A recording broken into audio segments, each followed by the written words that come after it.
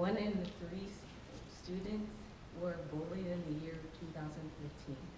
Resolve, schools should be able to monitor students' social media inside and outside of school when an incident occurs. The 3 reasons we believe that doing this will decrease bullying, it will positively affect students' lives, and it will when put into action, it will leave students safe and protected. When putting this into place, it will decrease cyberbullying. First, kids will be more scared to cyberbully kids because they will get in more trouble. Justin Patchen, a PhD, stated that education is an important first step, but if schools really wanted to prevent cyberbullying, holistic efforts must be put into place to foster and maintain a positive climate. A kid in Iowa City used technology for good by giving compliments to students and teachers. If we put this into place, more students will be like him.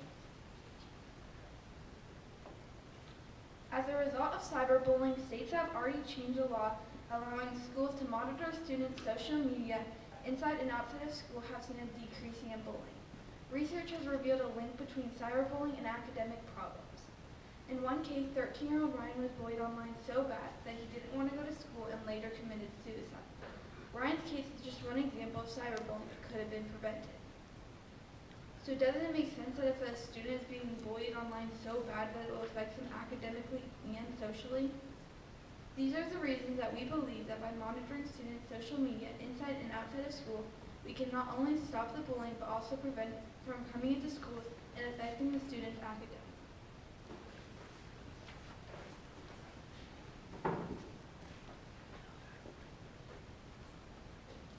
Presently, some states like Iowa and Illinois are passing a law so students will feel more safe and protected because of cyberbullying.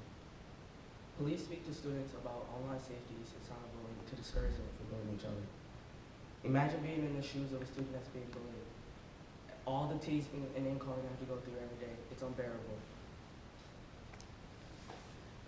Studies show that about 50% of bullying cases end up in suicide.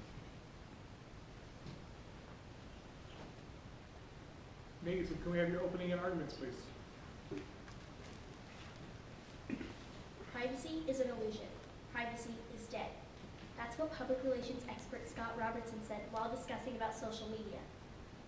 When schools monitor our students' social media accounts, it goes against everything that we learn about privacy. And the worst part is that some kids don't even realize how important it actually is. If monitoring continues, it reminds students that it's such an invasion of privacy.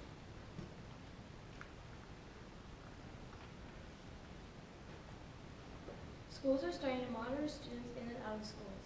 It jeopardizes students' privacies and their privacy rights. In Alabama, students have been secretly monitored. They started monitoring a particular student because they started to get suspicious. They decided to monitor all students so they would know what other kids were posting or saying on social media.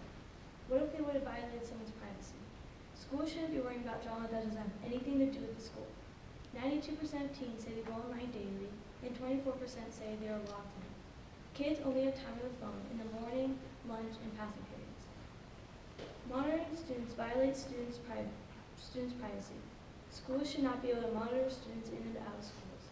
Students should be able to express themselves and show their personality without being monitored.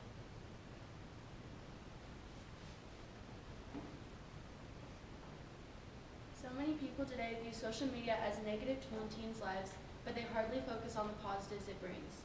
Companies like Make-A-Wish use social media to further promote their organization and to entice people to donate money. Teachers also use social media to make learning more exciting. Take Ms. Campbell's health class, for example. We post goals on our Instagrams every semester. Finally, and most importantly to teenagers, social media is a way of self-expression. As much as teenagers hate to admit it, we live off social media, and with it constantly being monitored, it just wouldn't feel the same.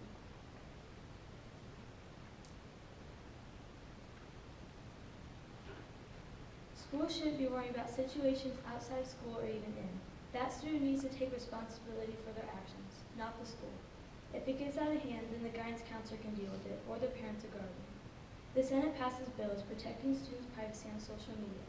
Some schools are invading students' privacy and don't even know it. Some schools are even going against some amendments. The First Amendment, freedom of speech, and the Fourth Amendment, unreasonable searches and seizures. If it is not in the school and there's nothing linking it to the school, they can't help. Schools should be worrying about students' education, not students' problems. Schools should not be able to monitor students' use of social media both during and outside of schools. Teams, take 2 minutes to prepare your rebuttals addressing your opponent's arguments.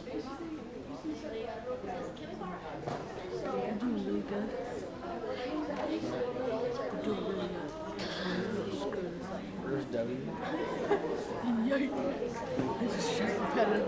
The system is rigged.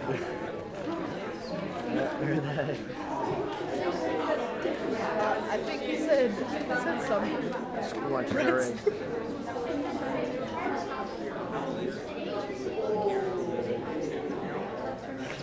Dayton, what episode is it? Next.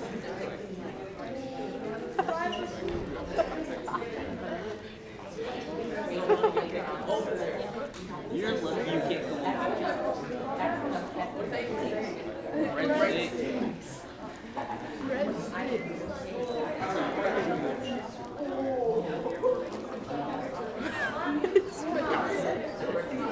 You like right here the whole time. You like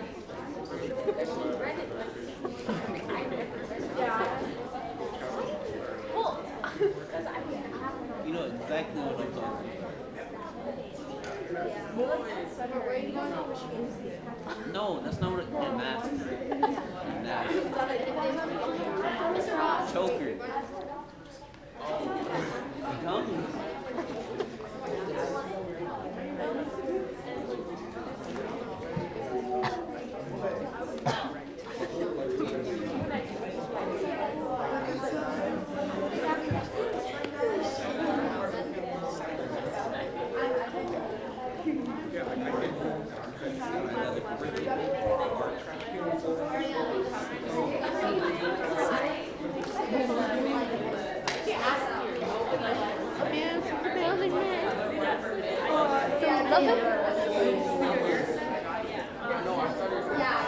All right, teams, that's 2 minutes. Audience, please come back together. Nice job, audience. Thank you. Affirmative, can we have your rebuttals, please?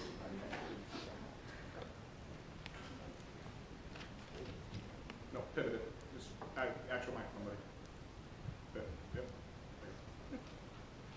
My opponent says that schools being able to monitor their students' social media will violate their right to privacy. Well, I say that it's not like they're going to be sitting there, some security guard sitting at a desk, looking at a bunch of students' social media and just watching it. They would only monitor it, like you said yourself.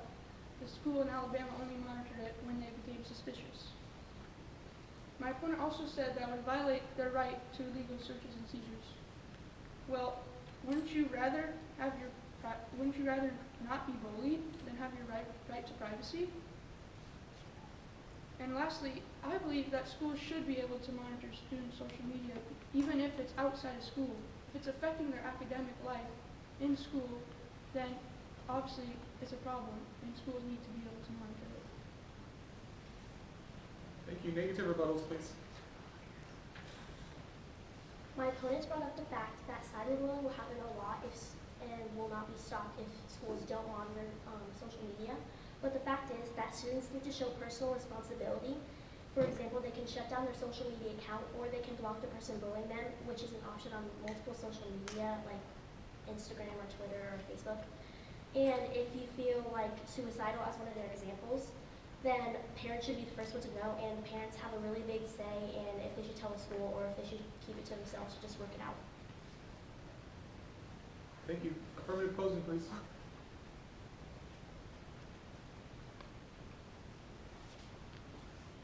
We believe schools should be able to monitor students' social media both inside and outside of school.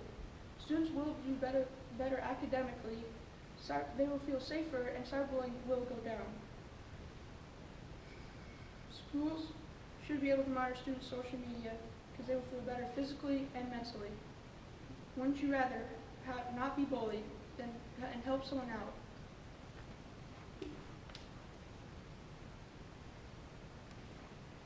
Schools should not be able to monitor students' use of social media both during and outside of school. If teachers were forced to monitor students' use of social media, it could adversely affect their relationship with their students. It also violates rights provided to Americans in the Constitution. David Armelin says, social media is addictive precisely because it does something the real world lacks. It gives us immediacy, direction, and value as an individual. People often confuse teenagers with adults, expecting them to never make dumb decisions, but they will multiple times. But keep in mind, students come to school to learn, not to be investigated. Round of applause for that group, please.